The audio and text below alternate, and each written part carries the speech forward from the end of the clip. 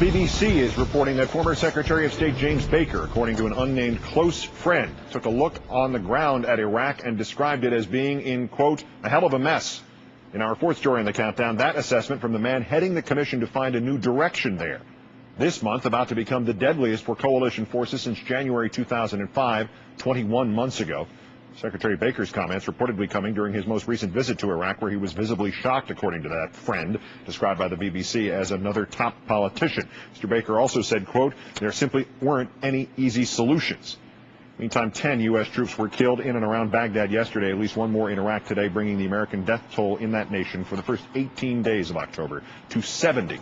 The sectarian violence claiming the lives of 767 Iraqis so far this month as well, making October potentially the deadliest month for Iraqis since the Associated Press began keeping records of their casualties. None of this stopping Vice President Cheney from telling Rush Limbaugh that the Iraqi government is, quote, off to a good start, and that if you look at the general overall situation, they're doing remarkably well. The vice president said that the American public is concerned about the war because, quote, it wasn't over instantaneously. The vice president evidently measuring time only in terms of geologic eras. His view hardly mirrored by the latest polling, showing public optimism about the war literally plunging. In the new NBC News Wall Street Journal poll out tonight, only 20% of respondents said they felt more optimistic about Iraq based on the course of the last month, 68% saying they feel less optimistic. That is more than a 20-point shift since the same question was asked in June of this year. Joining us now, the military correspondent for the Washington Post, Thomas Ricks, also, of course, author of one of the definitive works on the conflict, Fiasco, the American military adventure in Iraq. Thank you again for your time tonight, sir. Thanks for having me. Two quotes about Iraq. Firstly, sort of breaking news here. Tonight, in an interview with ABC, the president was asked about Thomas Friedman's column in the New York Times that suggested events in Iraq may parallel what Vietnam was like at the time of the Tet Offensive in '68. Mr. Bush said of Mr. Friedman, he could be right.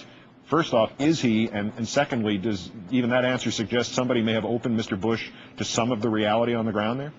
Well, I don't think Bush is trying to say that Iraq is Vietnam. I think he's saying that, yes, there's a lot of worry about a Tet offensive-like action in Iraq in which the insurgents seek to really inflict a large number of casualties on American forces and try to act on the eve of the election. I think that's the concern that Bush is expressing, because that's what I've heard out of people in the military.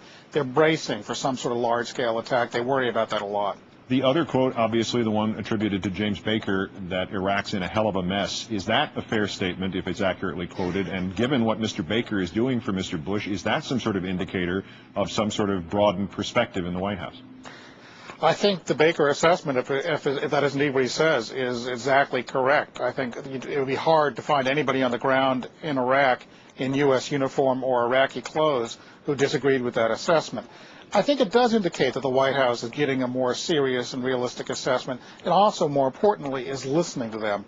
For example, you no longer hear President Bush bashing the media or Secretary Rumsfeld bashing the media and saying they're not telling you all the good news stories.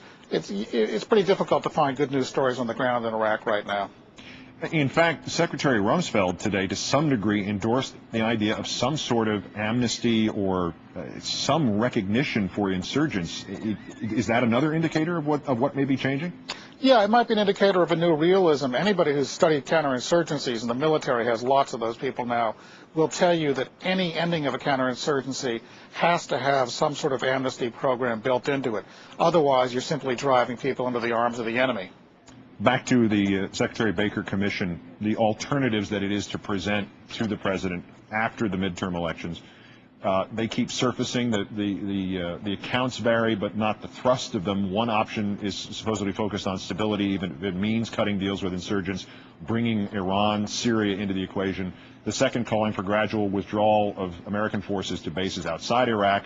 And the panel is reported to be less interested in other options like the quick withdrawal or simply what was the official policy, it seems days ago, staying the course. What's your overall assessment of this? Is it even possible at this point to stabilize Iraq without their government making some accommodations with people that are perceived as its enemies? My bet is they will go for that stability option, which really says, let's not worry about Iraqi politics anymore, give up on the goal of democratization, put up with a strongman or a military coup if that's what it takes.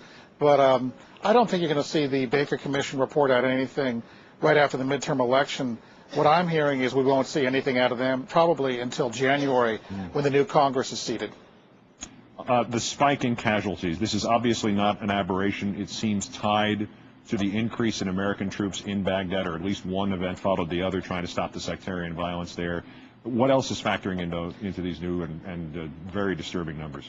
Well, that's right. It is obviously has to do in part with the fact that you now have U.S. troops operating around Baghdad, in Baghdad, trying to bring security. By contrast, when I was there in February, you could drive across the city and not see an American troop. They were all kind of outside the city in a kind of donut strategy. But there are a couple of other factors here. First is this is the month of Ramadan. It doesn't end till Monday.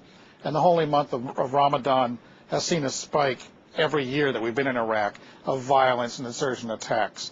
Also, the insurgents and Iraqis generally are very aware of the U.S. midterm election coming up, and the insurgents are almost certainly playing to that and trying to demonstrate to the American public that they can keep on inflicting casualties. And unfortunately, they've been successful, especially in the last couple of days. Indeed they have. Thomas Ricks of the Washington Post, author of Fiasco, great thanks once again for some of your time tonight. Thank you.